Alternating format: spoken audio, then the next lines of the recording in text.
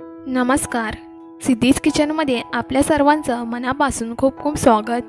आज मी तुम्हाला मालवणी पद्धतीमध्ये अळूचं फतफतं कसं बनवतात ते दाखवणार आहे. तर चला मग. सर्वात प्रथम मी इथे अळूची पाने घेतलेली आहेत. हे तुम्ही सुद्धा पाहू शकता. तर इथे मी त्यानंतर अळूची पाने स्वच्छ पाण्याने धुतलीत.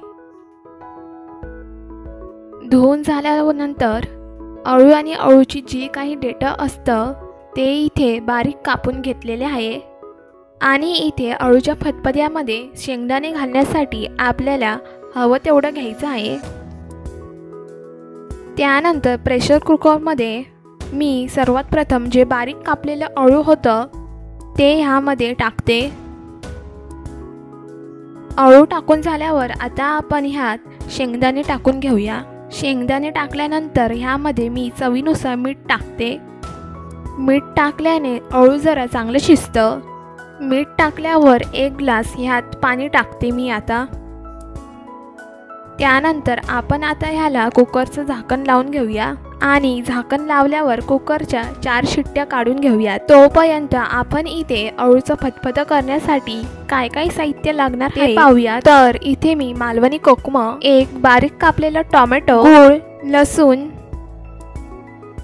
हळद, राई, लाल तिखट, गरम मसाला, ओल्या खोबऱ्याचं मालवणी वाटप. या वाटपाची जर तुम्हाला रेसिपी पाहायची असेल तर कमेंट करून मला नक्की कळवा, म्हणजे मी मालवणी वाटपाचा व्हिडिओ तुम्हाला शेअर करेन. तर इकडे आता आपण कुकर ओपन करूयात. त्यानंतर आता चमच्याच्या साहाय्याने अळू आणि शेंगदाणे स्मॅश करूयात. पण तुम्ही इथे लक्षात ठेवा की स्मॅश करताना शेंगदाणे आपल्याला स्मॅश नाही करायचं आहे, फक्त अळू स्मॅश करून घेऊयात. तर अशा पद्धतीने आपलं स्मॅश करून झालेलं आहे. इथे मी एक पातेलं मीडियम गॅसवरती ठेवलंय.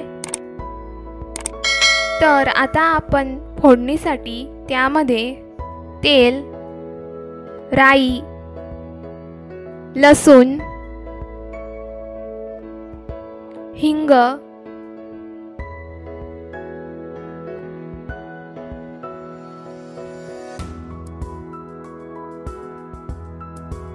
हळद, लाल तिखट, गरम मसाला,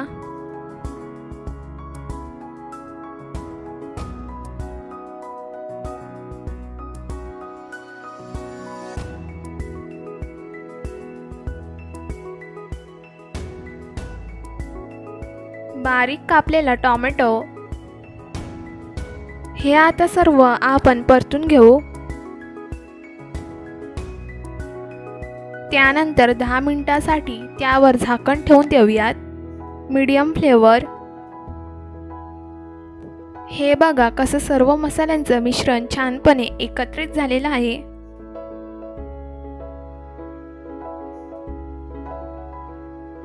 आता ह्यात आपण जे अळू स्मॅश केलेलं होतं ते ह्यामध्ये ओतूयात. ओतून झाल्यावर हे सर्व ढवळून घेते मी. आता ह्यात आपण ओल्या खोबऱ्याचं वाटप घालू. ह्यामध्ये तुम्हाला जेवढं वाटप हवं आहे तेवढं तुम्ही घालू शकता. वाटप घातल्यानंतर ह्यामध्ये कोकम टाकते मी. ही मालवणी कोकम ह्या अळूच्या फतफत्यामध्ये टाकल्यावर आंबट गोड अशी भाजी होईल आणि जरा आपल्या अळूच्या फतफत्याला सुद्धा आंबट गोड अशी चव सुद्धा येईल. आता हे आपण ढवळून घेऊया. ढवळून झाल्यावर ह्यामध्ये चवीनुसार मीठ टाकूया. मीठ टाकल्यावर परत आपण परतून घेऊ. त्यानंतर पातेल्यावर झाकण न ठेवता भाजीला उकळी येण्याची वाट पाहू. तर आता आपल्या भाजीला मस्तपैकी उकळी आलेली आहे. त्यानंतर आपलं अळूचं फतफतं शिजलं आहे की नाही ते सुद्धा एकदा चेक करून घेऊयात. तर आपलं अळूचं फतफतं शिजून छानपैकी रेडी झालेलं आहे.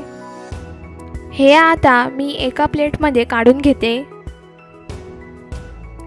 हे अळूचं फतफतं कशाबरोबरही मस्त लागतं. चपाती बरोबर खा किंवा भाकरी बरोबर, अप्रतिम भाजी लागते.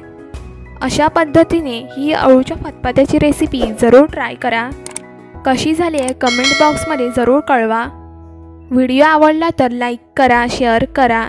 अशा छान छान रेसिपीजसाठी चॅनलला सबस्क्राईब करा. धन्यवाद.